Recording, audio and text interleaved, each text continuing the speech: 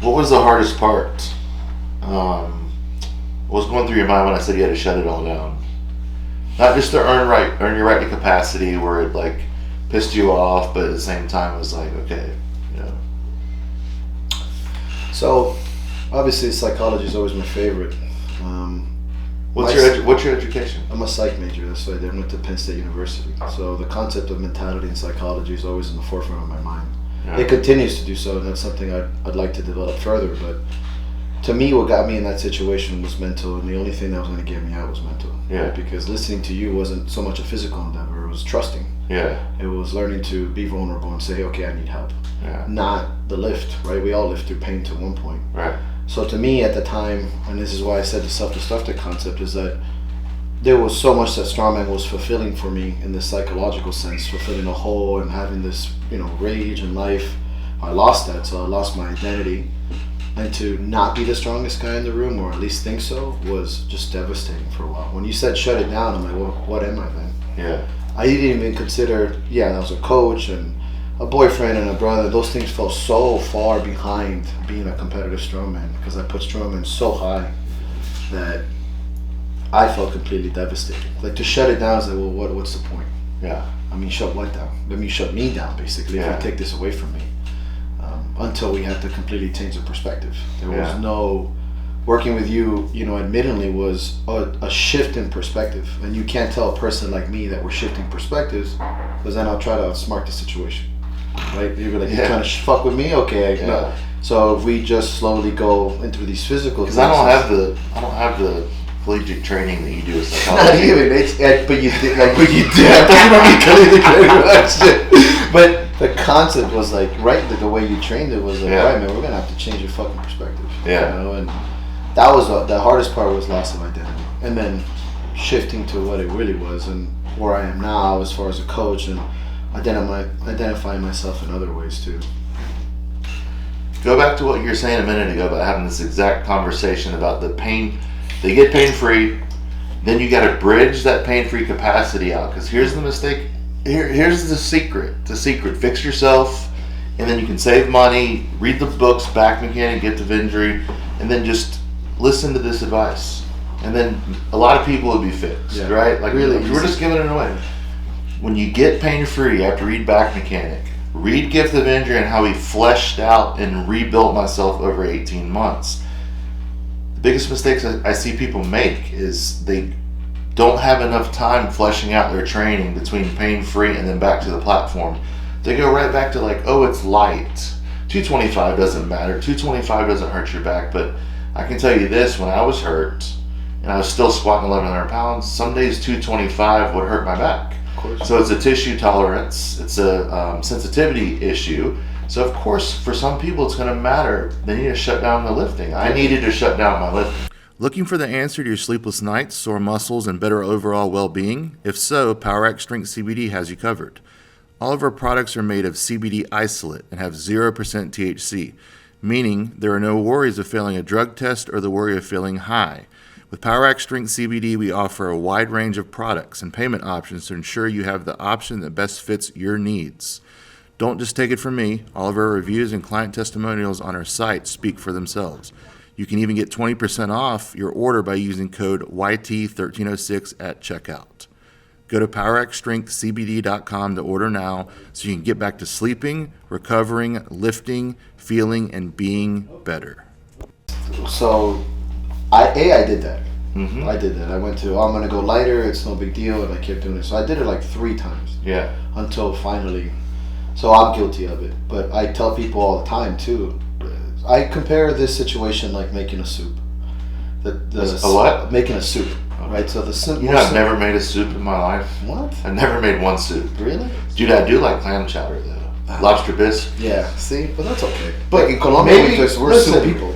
But maybe you need to open my mind a little bit to like the Colombian soup. I like the chicken soup that we make. Cuban food, Colombian food. I love it all, man. Well, we'll talk about the Colombian soup. The mom makes the chicken soup. It's amazing. And I like making soups. And the concept is too. I'm gonna get. It doesn't sound very masculine though. It doesn't fit you. What? The making the soup? Yeah, making soup. Come on. What sounds more masculine, cooking steaks or making soup? Can you have steak without a soup? What sounds more masculine? Making a steak, making a soup, stewing it with your wooden spoon for 6 hours. Oh, it makes it amazing. Okay, never mind. A steak. Admittedly a steak. Probably not. But maybe I should open my mind a little bit. No, steak. Will you teach me how to make soup? Super tough. Will you teach me super tough guy with your fucking moonshine? Cool guy. Let's go chop some fucking wood. I'm the sober one finally. Fuck. But no. So the concept was if you add too many ingredients to the soup too fast, you don't know why the soup's good. Right. Just like anything else. Good job staying on track with that too. Yeah. I'm good at this shit. Yeah. Hi, Michael De La Pava. Nice to meet you. So to me they go too fast, right? Yeah. They start adding this stuff, they start feeling good, and they do a bunch of stuff. I just had this conversation. Tell me about that. So I was talking to somebody that I know online, and I know them, so I didn't feel too. I said, hey, same shit. I go, I recommend you really educate yourself on this. Here are some suggestions. I'm not gonna push, but I highly recommend you take it easy for a while. They asked me a bunch of questions, I answered this stuff, and I said, the first thing I said is, you're gonna feel better on average between 5 to 7 days, much better than the first 3 if you're not an asshole. I go, after that, you got 4 to 6 weeks, and honestly, just leaving it alone, you're gonna feel significantly different because of the tissue of the disc. That being said, in that period, don't be an asshole. Yeah. Be really patient, because that's where like 95% of people fail from experience and what science tells us. Yeah. They're like, no, okay, and I didn't say nothing after that. Yeah. Obviously, like, I don't push. It's a profession. I saw them they started adding all this like extra PT, and I'm like, and I kept saying, more is not more, less is more. It's not a muscle. It's not like you're flushing blood into your disc. Yeah. I left it alone, and verbatim, like 2 weeks after that, pain is 10 times worse.